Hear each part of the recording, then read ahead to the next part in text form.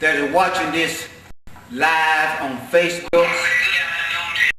And also, please share this video out.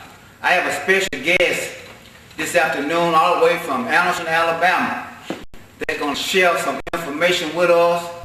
And I've been trying to interview this young man. I'm going to call him a young man. He's a little old. He's a little older than I am. Is that right? But he's not too much older than I am. I wanted to been trying to get him for quite some time for this interview. But before we start the interview, I want him to introduce himself, and then we'll start. Use your hand, Pastor Ben. And good to be here with you today. Yes. I'm Ben Little, pastor of Refuge Full Gospel Methodist Church in Anderson, Alabama, by way of from Hemingway, South Carolina, about 40 miles from Myrtle Beach. Okay. I try to head there tomorrow, get on the track a little while. Okay. 3 acres, man, air it out a little bit and do some other things there. But we're glad to be here today with you also. It's always a pleasure being with you. Yes. So before I get into the interview, tell me a little about back home, what you're doing back home before I get into this interview with you. What's going on back home? Man, Hemingway is a small town there off of, like I said, about 40 miles west of Myrtle Beach, South Carolina. It's a small little town, and I live in a place called Browntown Hall Crawl. Okay. We're by Tupperware, ready to get all these Tupperware planters there. Okay. Live about a couple of miles from that plant, and graduated from Hemingway High School, and went to Shaver Elementary School, when we integrated back in the early 70s. Okay. But I went in the military. But Hemingway is a nice little farm area.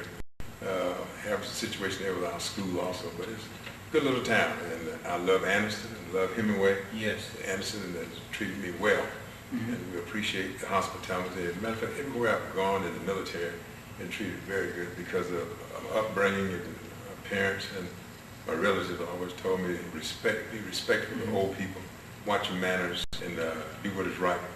And every now and then you stray a little way, but don't stay. Amen. I love Hemingway. Amen.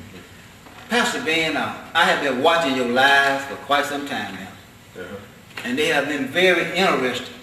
I noticed there has been a lot going on in the city of Anderson, Alabama. Could you kind of just, it'll take you all night to share all this stuff. I just want to share just a portion of it tonight, this afternoon with you. Kind of tell me what's going on in Anderson, Alabama. Anderson's a little spot, like a lot of other places, you have some high crime rates that are going on. And we're saying this to people everywhere. Talk to your children. First of all, try to keep them out of the court system. Keep them out of court. Because once you get in that system, this is where the people want to get your children into the court system and make them take away their voting rights, and they have to fight hard to get them back. A lot of people don't want you to vote in the first place. But Anderson is still being Anderson. We have major corruption going on in a lot of areas, and we are fighting those things repeatedly each and every day, pretty much. And I want to say this, everyone listening today, you go to church tomorrow, talk with your pastor, what is happening, I think, in our community. Well, it used to be in Anderson, we had a lot of preachers and pastors that lived in Anderson. That was concerned with Anderson. Reverend Nettles, Reverend Reynolds, Reverend Stringer, Reverend Scales, Reverend Smitterman, I should have started naming folks, but anyhow, and the people know what I'm talking about, but they lived there. And now what you have in that community is preachers coming in pretty much on Sundays. And getting paid and then leaving on Sundays. And really leaving a void. And the ones that are there not really active in the community for their people. And I think what should be happening is that a coalition should be formed. That preachers visit that courtroom. It will make an enormous difference on the way you have in the courtroom that's being treated very, very unfairly. We have been battling it out with judges, judicial system there, but let me say this also. We battle it out with these judges, but we have some good ones and some bad ones. I mean, I was in court the other day. A young lady called me from out of town. They had a warrant on her, and she was working, and didn't know that she was supposed to be in court when they had court that day in October.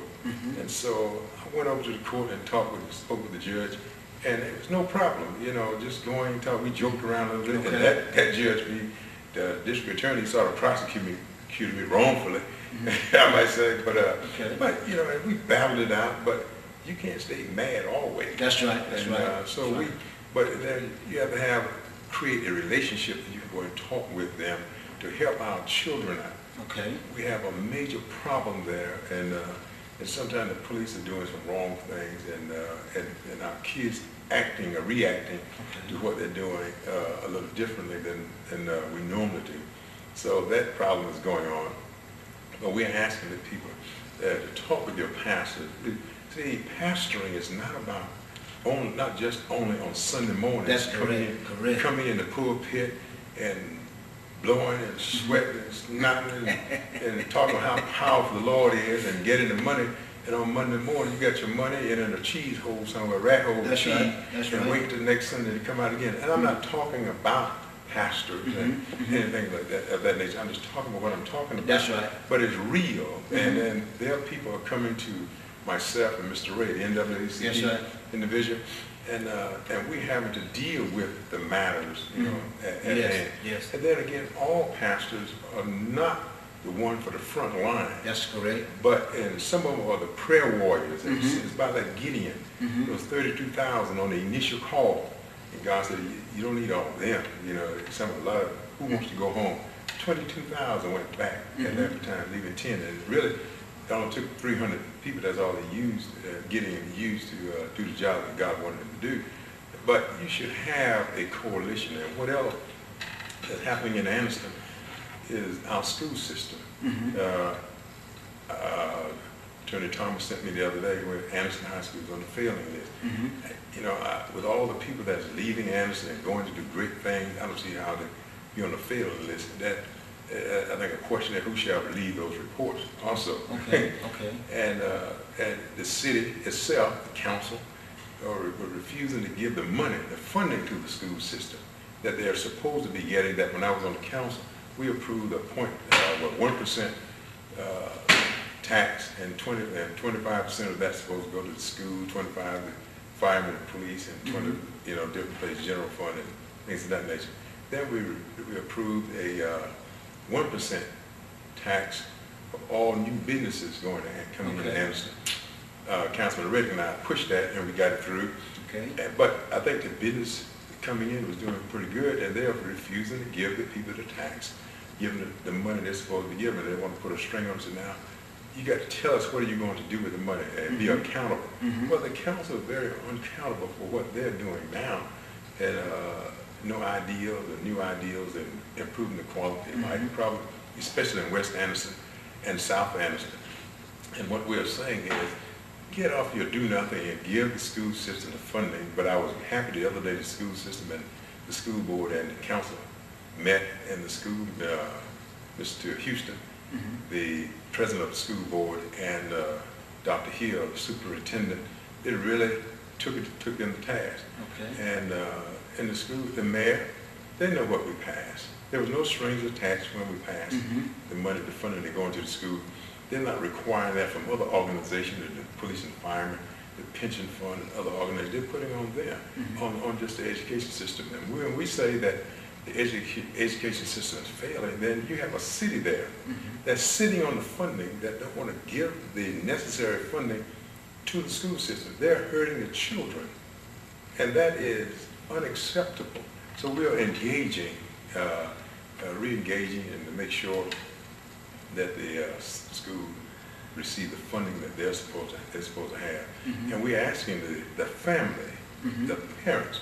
What you have is a lot of times people don't want to get involved. That's right. But parents has to be just as enthused about your child and children education as you are for basketball or football. And we go and support them. The most important thing that you need to do is supporting your children and making sure they get a good education, because after the basketball and football in high school or where college or whatever, you need to prepare yourself educationally to be able to address and get a job and do other things and make it in life. And so we are really engaged and involved in trying to make some things happen. Sometimes it gets so bad, you know, with the judicial system and things of that nature, you just want to just throw up your hand and say, I don't want to do it anymore. You just get tired and go home. I mean, I'm retired military and all that kind of stuff, and I can just kick back and relax. But I look at what's going on and say, I can't. I tried before, I just can't do it. And knowing that things can be and should be better. That's right. In the system and in the city and the county and in the state. So I can't just sit back and allow nothing to happen in our children where we can fight to do some things. Now, you have a city just south of us, Oxford, putting major funding into education, major funding. And Anniston has the capability and the finance to do likewise, but they choose to do otherwise. And the mayor and the council, you should be involved in ensuring the school system is well funded and those children are taken care of. And I'm kind of confused, Pastor Love. Now, when you was on the council, they passed this bill. They passed this to give this money to the school. But why they want to put strings on it and hold it up? Well, there's a method to their madness, and what they want to do is shift some money somewhere else. Okay. We're also prepared to build a $20 million Dr. David Satcher Health and Leadership Institute and the Civil Rights Institute, along with a big rotunda, a gift shop, and a 250-seat lecturing hall in that building on the left side, and a medical center there, also a doctor's office and a lab. And then to the right side would be the Civil Rights Institute, and just a building next to it is about $2 million senior citizen and therapeutic center that has a walking track in it and has a barber shop, a beauty shop in it, and bill paying, and it's set up very well, very good to take care of things for the seniors. I went into, we were in Washington, D.C. for a conference, and I set it up to go speak with the gentleman that was over Community Development Block Grant.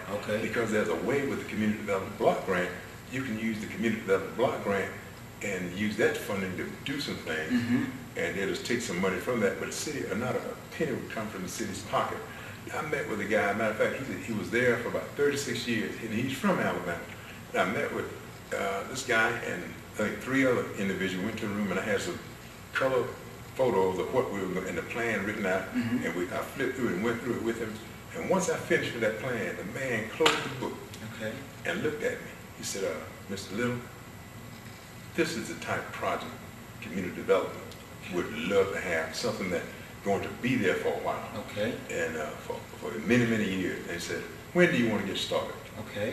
Came back, talked with the mayor. He just dropped his head, about to beat the desk down, and he don't want to do it. I mean, here you have Dr. David Satcher, where we did pass 23.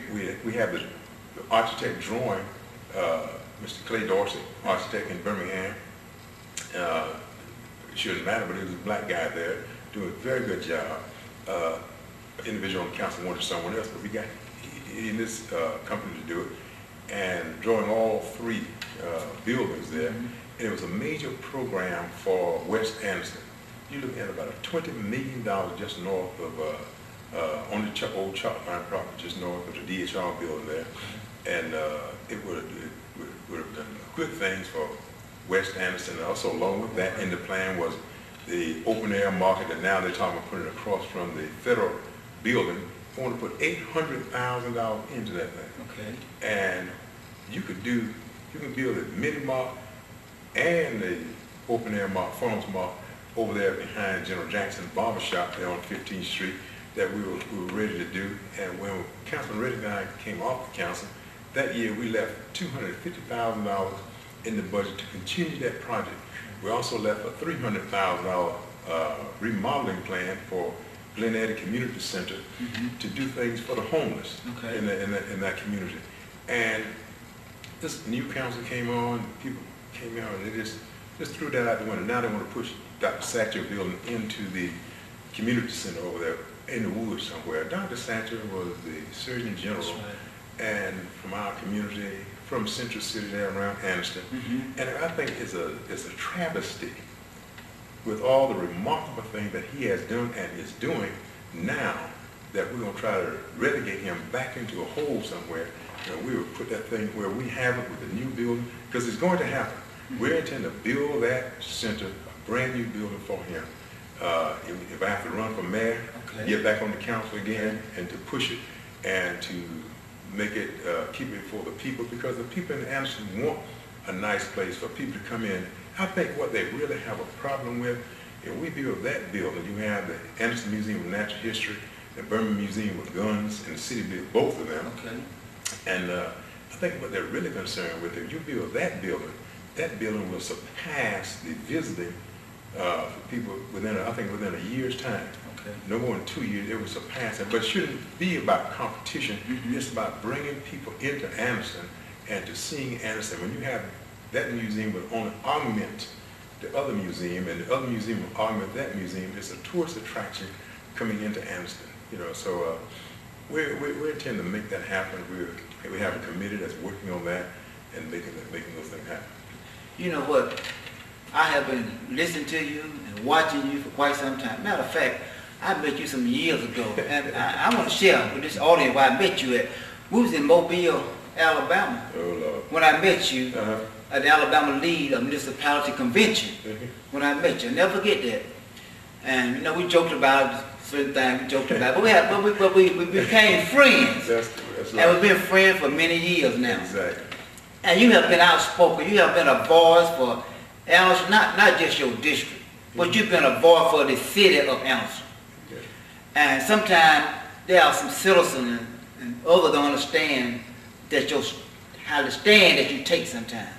But you're taking a stand for the betterment of the citizen in Anderson, Alabama. And sometimes we don't look at it. We think sometimes that you are a troublemaker, but you are just trying to make things better for the people in the city of Anderson, Alabama.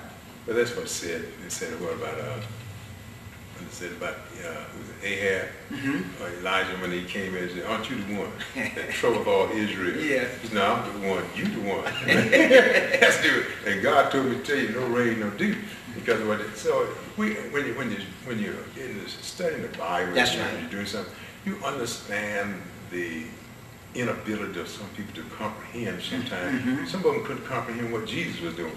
When he was feeding the 5,000 men beside women and children right there in front of their faces, healing the sick, giving sight to the blind, making a lame man walk, a dumb man talk, and they still killed him because he killed him, sent those hogs off the side of that mountain. And he was there running the times that man done killed him hogs, all the pig feet gone. All the ham hogs gone. We got to do something here. That's right. Let's get out of town. So you have to understand, but you can't let that deter you. That's right. Because you have to ask the Lord to, like what the man said, Elijah told that servant, said, "Lord, open his eyes that he may see." That there's a mountain out there of enemy coming at us, but he can't see that it's you. And when we're with you, we're more than the world. We can conquer and do anything. So we have to keep on pushing. Some people don't understand it. Some people don't understand it until the balls are dropped on their foot. That's right. Once it's there, then they say, "Where's everybody at?" Then go up there, call, Glenn and myself, you know, and then it's time for us to swing in action. But we, you know, I have to understand and have to keep on fighting. And one thing about religious and stuff, we met. That's right. We talk, and you know, that's what exchanging ideas. That's right. You and, what's the councilman there with you? Holly? No, with the girl, Holly? The lady. Yeah, okay, Holly, yeah. And we always talk and just have a variety of conversation with people from other cities and other states and stuff. And what people don't know, that's what it's about when going to meetings. I mean, Anderson would try to cut my travel and all that kind of stuff. You know, I mean, this old silly Miller were trying to censor me about traveling. So I said, "You got to be crazy." That's why the people may have seen that video when I came and slammed my tablet on the. You know, he was one trying to cut me and didn't know what the heck was going on. Now she got $250,000 or so illegally from the city, from the city fund. She got that. Jay Jacobs getting money, and they were just getting money illegally. And all we were doing is traveling, Councilman Reddick and I, just traveling the 4 meetings that we usually go to. When you have prices and costs going up, if you don't raise your travel budget, you may go over something, which one I didn't. I was not over. She doesn't know what the heck she's going. And Councilman Reddick was telling people, if you see that video, and I slammed it coming into that work session, what happened was the fact that they changed the time of the work session. Okay. Had it an hour earlier. Councilman Reddick and I couldn't make it, and on the work session agenda, that wasn't there. So we got a call from someone that was there and said, hey, they're talking about censoring you and Reddick for this, that, and the other. I said, what? So we got dressed real quick and went down there. And so I was hot coming in there. And that's when I slammed it down. And I come in there, you try, number one, and the mayor should have known better than to try some more crazy stuff like that. But yeah, so that's what happened on that video. They tried to sneak some stuff in there when we weren't there, and it wasn't on the agenda to be discussed, and they sneaked it in. And we could have gotten it because it was, if you look at Professor Little versus North Miami, they tried to censure you, and the legislators did not give the council authority to censure any council member. So they were acting beyond their legislative duty and responsibility and authority.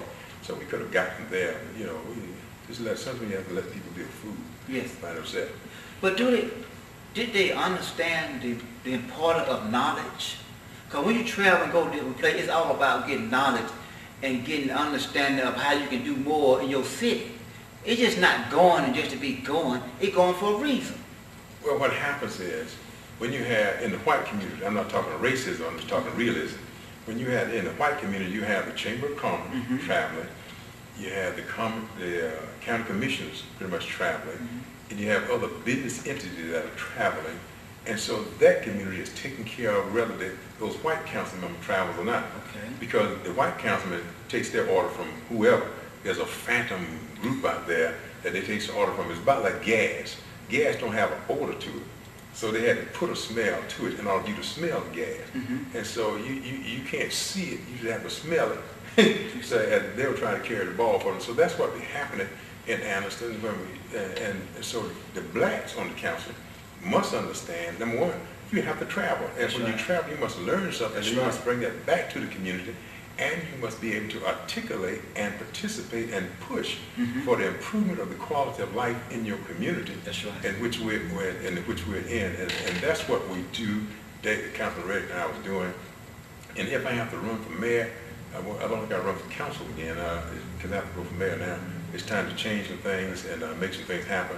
And the main thing, because a mayor is really, the council should be taking care of their wards, bringing stuff to a mayor, and the mayor ought to take care of big business and overall of the city, and then talking with the council members individually and collectively to see what's needed in your area, and then see how you can gravitate that and put those things in the budget to make things better. But the number one thing is, what can you do with education? The mayor should be leading that charge, because education brings more economic development to your community and bring more people to the community.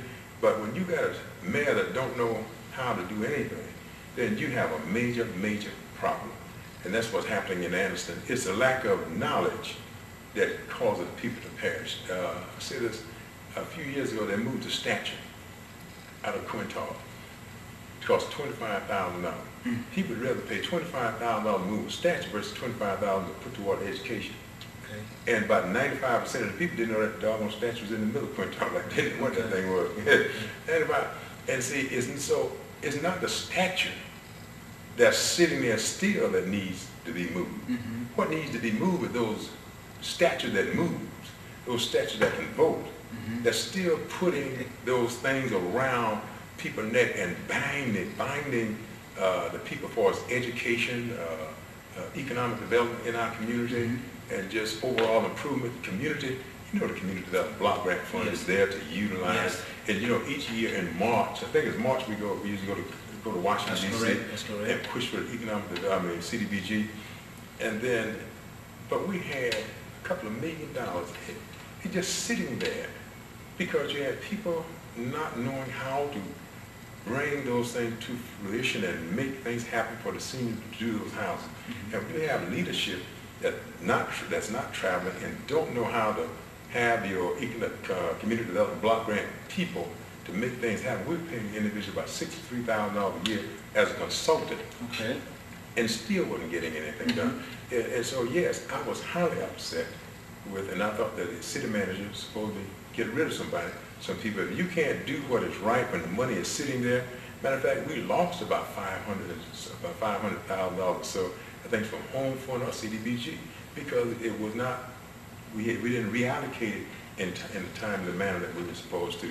And so, and can you imagine what $500,000 would have done Yes. for those people that homes or roofs are leaking and things of that nature? And so it's all about leadership and knowing what to do, when to do, and how to do. Great. You know, I served on council 32 years before I came off.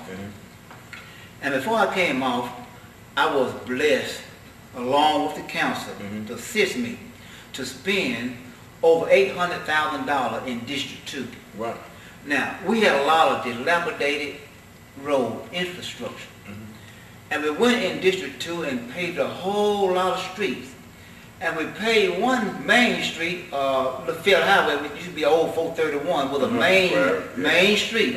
That street was in bad shape. But in the time before I left there, I was blessed with the help of the council. I couldn't do it by myself. Right. I had to take the council. And all of them went along with it. They seen the necessity that road need to be paved. And then we got some grant money, some more grant money. And went into District 2 and paved a lot of streets. So I was blessed to be able to spend over $800,000 in District 2 before I came out of office. And that's what we're there for, is to help our people. You know, watching the council from Roanoke when we were traveling, your people mostly would travel. Yes. You all were at the meetings. Yes. Our people are just pretty much with David and myself, or back there with Herbert and myself, going. The white councilmen, they wouldn't go. And I think it was, and when you have a council that understand, when you travel, you know what's going on. That's You right. hear what is happening in other cities and stuff. I mean, we just sit around and joke. And I remember we had the Black Caucus there in Dallas, and we would sit around and take, I would hang out with the Republicans, Yes. And so and so we were sitting at the table, and we had the Black Caucus, man. Yes. And so I said, man, you got a lot of nerve, So we joking around the table. So these guys, I don't know where those guys are from, man. We just sitting around here. Ben, you hang with the Republicans? Yeah. He said, man, a mind is a terrible thing to waste. Joking around and stuff, things of that. I was at one place, man, and an individual asked me, man, so where you from? I said, I'm from Hemingway, South Carolina. He said, Hemingway, South Carolina? He said, man, you from Plum Nelly. I said, Plum Nelly?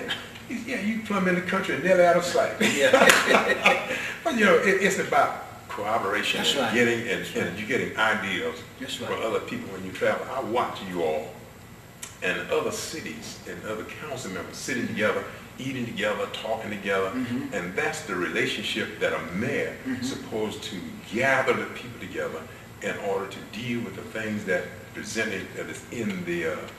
happening in the city and things of that nature. That's what happened.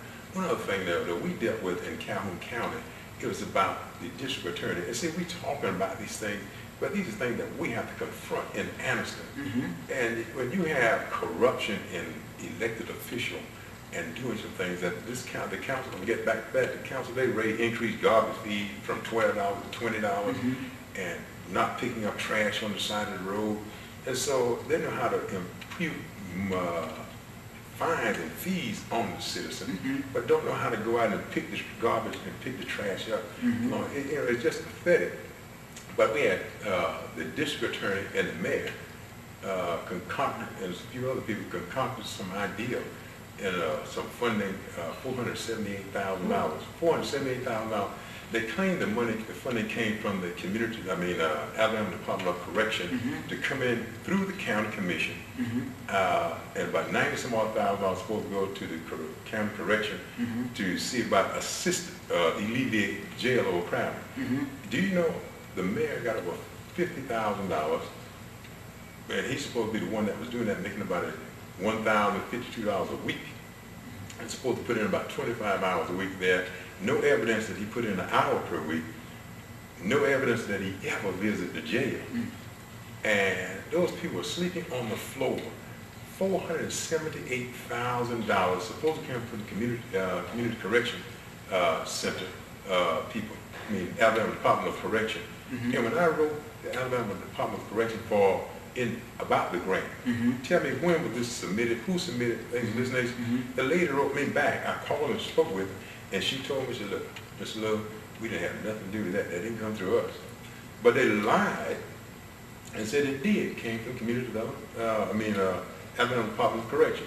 When we checked it out further, that got the check came from the comptroller office from the state of Alabama through Senator Marsh. Okay. And so people would get angry when we find these things. I spent 20 years in the military.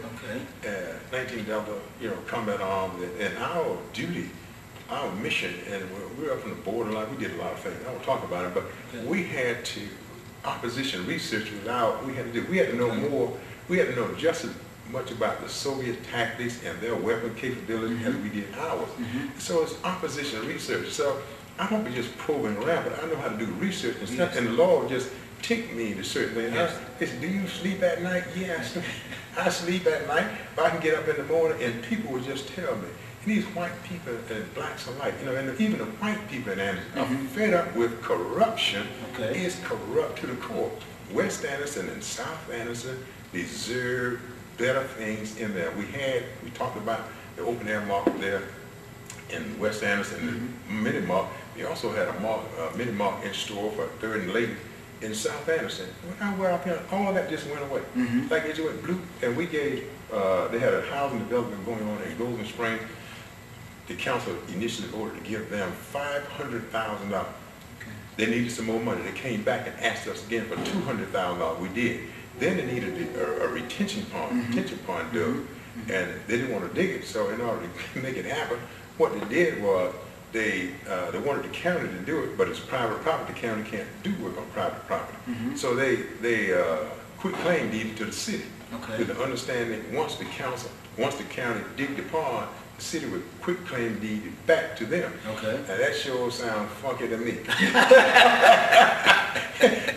It seems like we participated in something willfully misdoing. You know it's not legal to do it. So you give it to the city just to get it done, then the city give it back to you. It seems like something conspicuous. So I didn't mind helping people, and that's the thing. Well, it was going to bring in about $8 million that we put into the project. So doing that, I didn't mind doing it.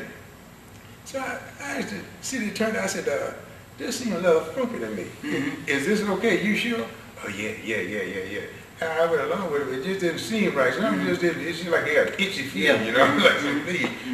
What I'm saying is, you do things in that community. That's right. You should do things back in West Anderson and South Anderson, because the chain is only as strong as the weakest link. And when you got a representative on the council, different area in the city, that council should stand firm and challenge anything that is not going to go against his district. It's not going to help him. He should stand up and stand tall against that. But not only what they're doing now, it's right on the corner of I think 11th and North, in the northwest corner. I think there used to be a 10-cent store or something there, and there's a little parking area there, where they want to put about $400,000 into a little park right there. Now, let me tell you why they want to do that. They want to do that because they say homeless people are going to Zen Park, right up a block up. They say homeless people in there. So you have people that don't want to go down there. So they're trying to create another place for certain. I'm just talking about to create another place for certain people to hang out. And I said, as soon as they get it, number one, they should not build it. But as soon as they get it built, the homeless people should move right there and camp out. We're gonna bring a few right there and camp out right in that place, because they have a nice park there, but they're not doing anything. It's like I said, we shore up West Anderson and South Anderson to make some things happen. But I talked about that $478,000. I said we found out it came from Senator Marsh, that came into there, and I asked the county, okay, what happened to the other money? They don't know what happened to the money. Oh, we just put it in there to help the jail. Well, the sheriff said he didn't know anything about that. Nobody told him anything about it. And then we asked, who hired Jack Draper to do the number one? Jack Draper was the mayor. His job as mayor is to reduce the jail population. And we asked Jack, who hired Jack Draper? He's just like magic, a ghost. And then Noah, the district attorney, said the board hired him. And at the time, I spoke with the presiding judge, Brian Howard at the time, he said the board didn't hire him. And then now presiding Judge Turner and the board, the board members said they didn't vote to hire Jack Draper. The presiding judge said that board didn't hire Jack Draper. He said, how did that guy hired? And so I asked for a public record request, couldn't get it. Had to sue him. Had to sue the district attorney for public. Why is a citizen have to sue the district attorney and knowing it's the basic and fundamental right to get the public record?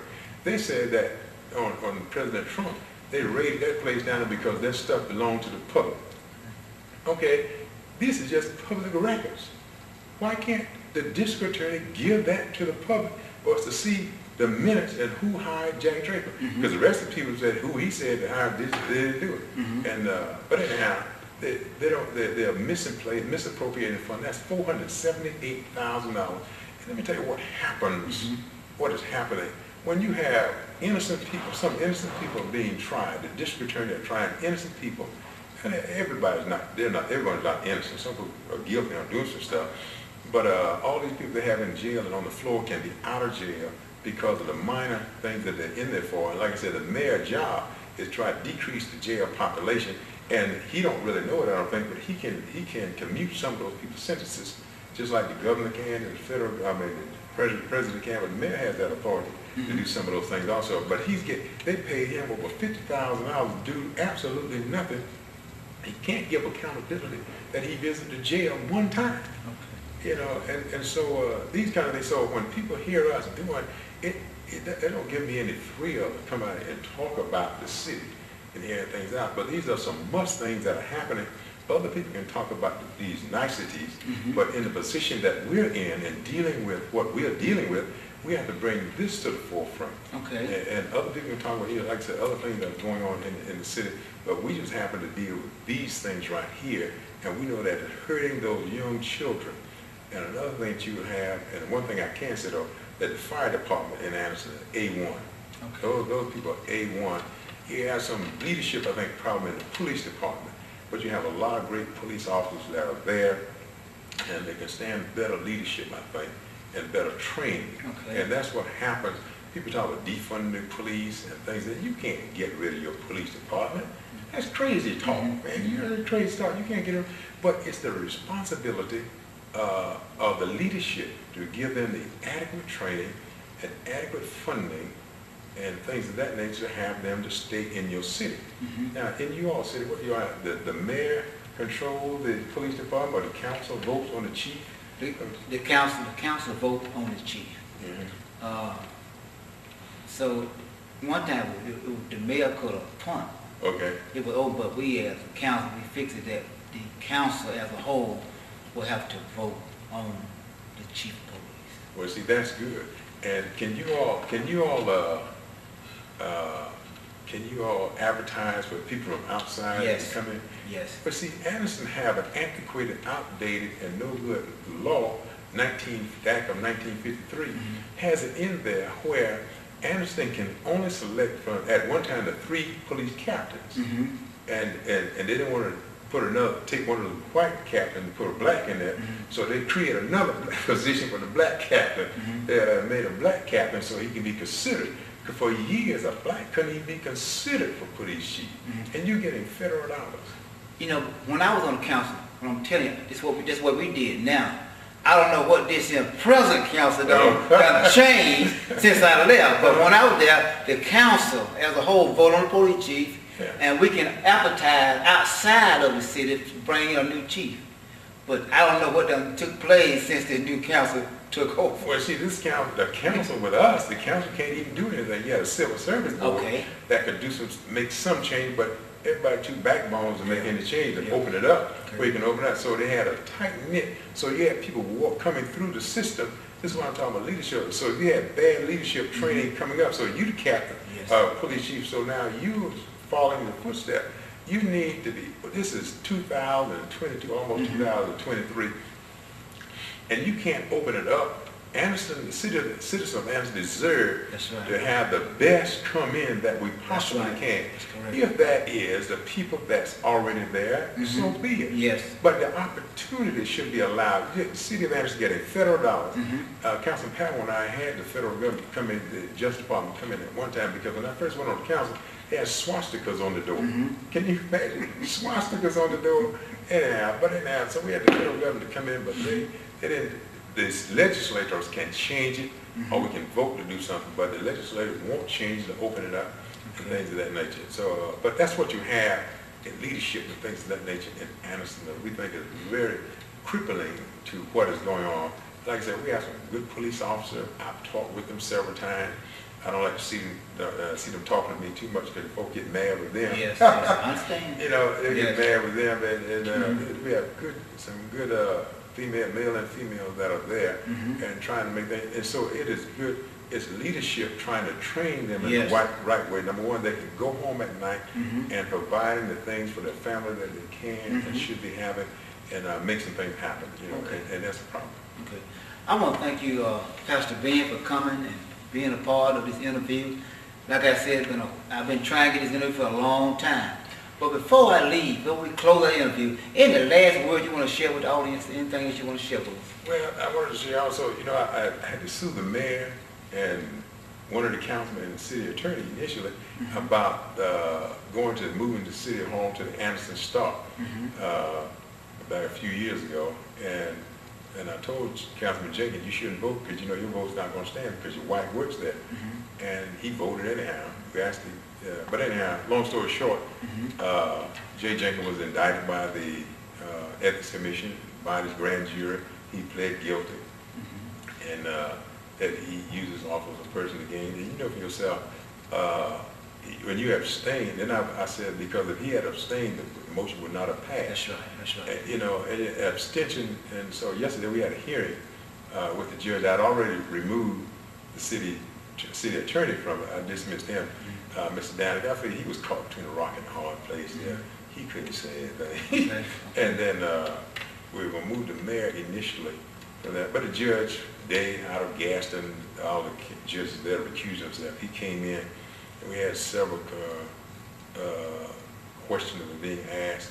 I didn't have all the laws in place, but anyhow, he asked about will it count it anyhow? I said no, an absentee. He said, well, absentee, I mean, if you abstain, it's a no vote, don't affect the vote. That's right. I said, yes, in our operating procedure, it's the majority of the whole. So Jay would abstain, David had abstained, I voted no, Millie and the mayor voted yes. Okay, on our operating procedure, yeah, 5 of us there, so it required 3 yes votes for it to pass. It did not pass, and that's what Robert Rules of Order said and that's what we're going by. But the judge, he tried to say, well, it would have passed anyhow. But anyhow, long story short, we're waiting on his ruling now. But I don't think that should have been a ruling, because I don't really think there was a hearing the other day. Because yesterday, apparently, the way it was carried out, we'll have to see. And then if you go by Rule 12, 1, 2 through 7, 12B, 1 through 7, at the end of that, if he utilized that, which the defense had put in, if you utilize that, at the end of that, when you read it, it talks about if you use these and go and rule on these motions like this, what they have, then it converts to a summary judgment, and you have to handle the summary judgment as Rule 56 on the Alabama Civil Procedure. And then Rule 56 said, then there has to be another hearing where you present more evidence to see if I would have enough evidence to go to trial and prevail. I think we do have it.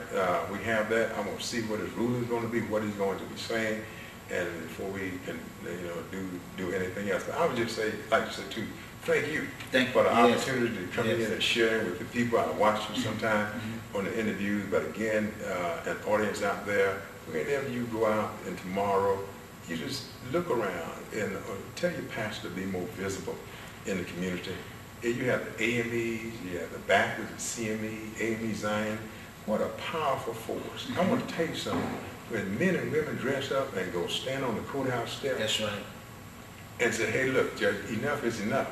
And then preachers should have a relationship with the judges.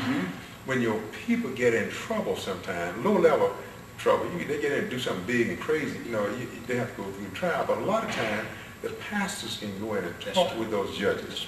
Like I said the other day, I battle here with these judges a lot of times, but at the same time, I can go in and chat with them, and that's the way things are. And so we want to get out and go do something in life. And one thing I say before I close, that they respect the person, Oh, yeah. they'll look them eye to eye and stand firm. Mhm. They don't respect a coward person. No. They respect the person that stands up. Look, I was sitting there, I was in a restaurant, Betty's there in Anniston the other night eating, and I didn't have to sit on. So I was eating. You never know who's watching. I'm eating. So an elderly white lady came up to me with a cane. She said, "This is the first time I ever seen you without a suit on." I said, but I said, "Yeah, I do get unsuited sometimes." And she said, "When you came in the door," I said, "Wow, I've never seen him without a suit." Yeah. But people watches us Yes, and yes. doing different things. I try to do the best I can and try to help whoever I can. Some people say, about voting. I say, some people get mad about this.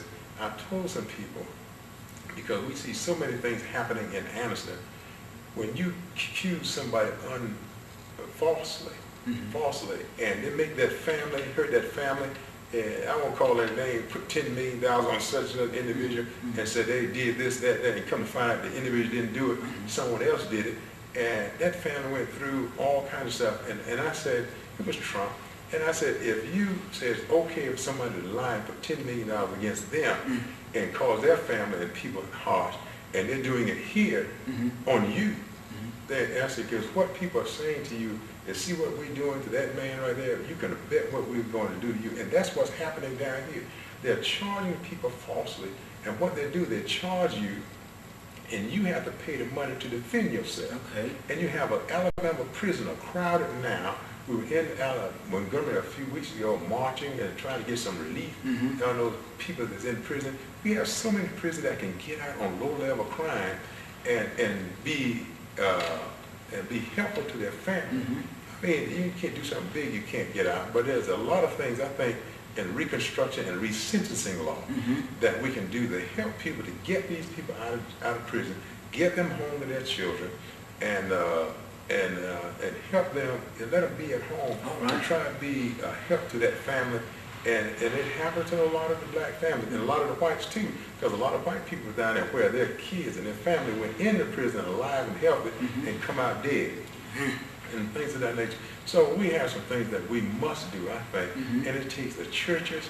We need to unite, and pastors and preachers and people otherwise praying and talking and walking to make sure we get some people out of jail. You can't just let everybody out. No. But low-level people that are doing some things, marijuana and stuff like that. See, the problem you have some people, some state legalize marijuana, and some put you in jail for a little roach. So people are a little confused. So I'm not advocating legalizing marijuana. Yes. That's something else. People vote on that. But I'm just saying the confusion of what people can get nothing. But nevertheless, thank you all, and thank you for having me here. It's been a plum pleasing pleasure beyond all measure to be here with you today and Roanoke. One of the other things, how's your football team? I ain't watching no stuff today. I mean, not Jerry, high school. Well, they lost last night. They lost last night? They lost last night, so they out of the playoff. Yeah. Anderson played last night. The last score, I think Anderson went ahead 28-21. Okay. I don't know exactly what the ending is, but the Bulldogs was doing pretty good. Yeah. And I know Roanoke and Randall, you all usually have some pretty good football. Yeah, we did. Last night they kind of closed it down. Who they played last night? They played a team in Montgomery. Yeah. In Montgomery last night. I think Anderson played Andalusia. I don't know exactly what happened there. But they were doing quite well. Yes. And so, it's good. It's nothing like That's when right. you grew up, and that's what happened during the pandemic. The kids couldn't play football and basketball. Yeah, you played sports when you were I'm most manager. I was a manager. You was a manager? I let the guy there and run that ball. I was a helper. You was a helper? Yeah. Well, that's good. You need him too. That's about the gift. One of the major gifts is a help. That's right. And so, but it's nothing like going out on that field or coming out on the court and listening to the cheering crowd. I played basketball and football there. And those kids need that experience to really help them and mold and make them in life and going through things. And I really enjoyed it. That's why I like my hometown. because the footing that they allowed me to do. Matter of fact, when I got out of high school, I could do plumbing, welding, automotive, carpentry, farming, all that stuff right out of high school. And still do it now, but back and stuff and let me go. Now, those kind of things, but those things in life for those kids, and I'm happy for them. Yes. And happy for you all going the distance that you've gone. Yes. Thank you again. And thank you, Sure. Pastor Ben. This has been a wonderful interview brought by Bell's Video and Audio Service Podcast. Stay blessed.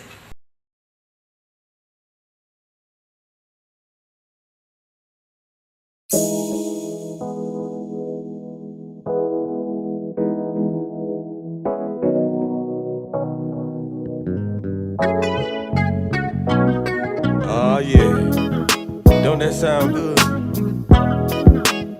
Well, this song goes out to anybody that got somebody they might want to hold on to, somebody that they go home to at night. See, that's what I call a good thing, and I got me a good thing too, and you see, I don't want to lose it. Listen, I used to hang out every night, running around in the clubs. Yeah, I thought I had everything. I thought I never needed love. That's when God sent an angel straight down from up above. She came and swept me off my feet, showed me the meaning of true love. Now my friends, yeah, they ask me why I don't hang like I used to.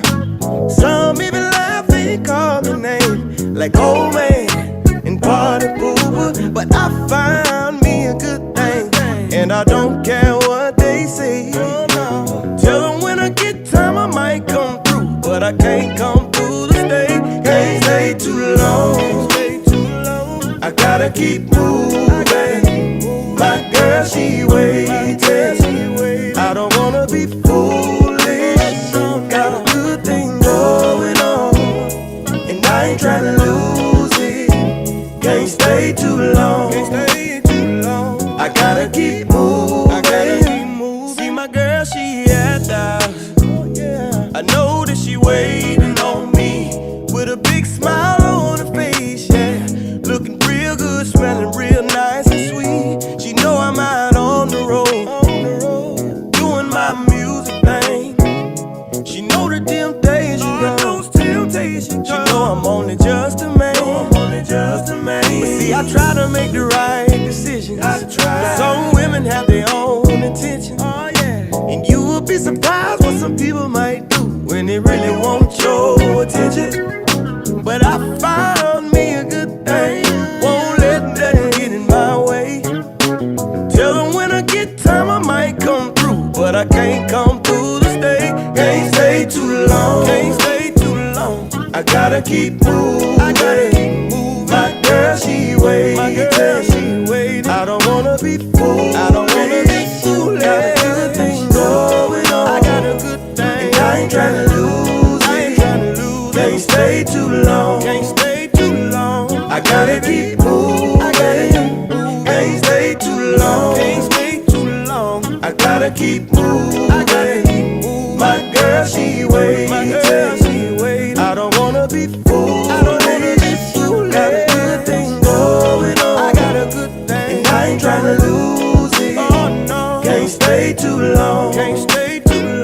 I gotta keep moving. Wave your hand if you know you got a good thing. Somebody feel like me. Somebody got a good thing. Oh yeah. Real good thing. She don't have to worry. She don't have to worry.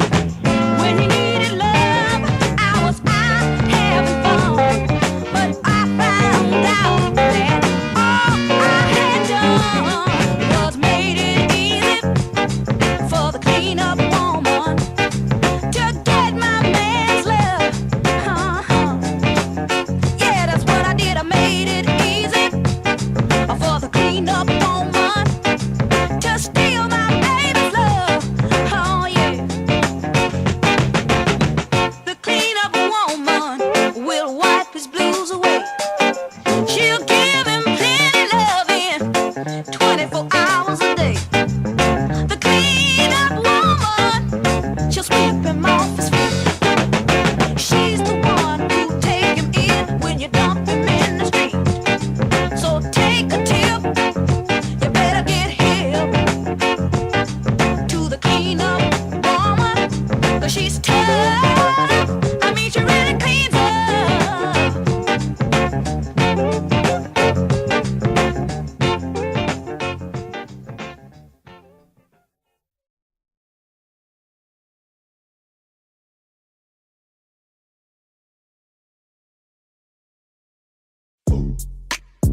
New Cupid, Mr. Fat on the track.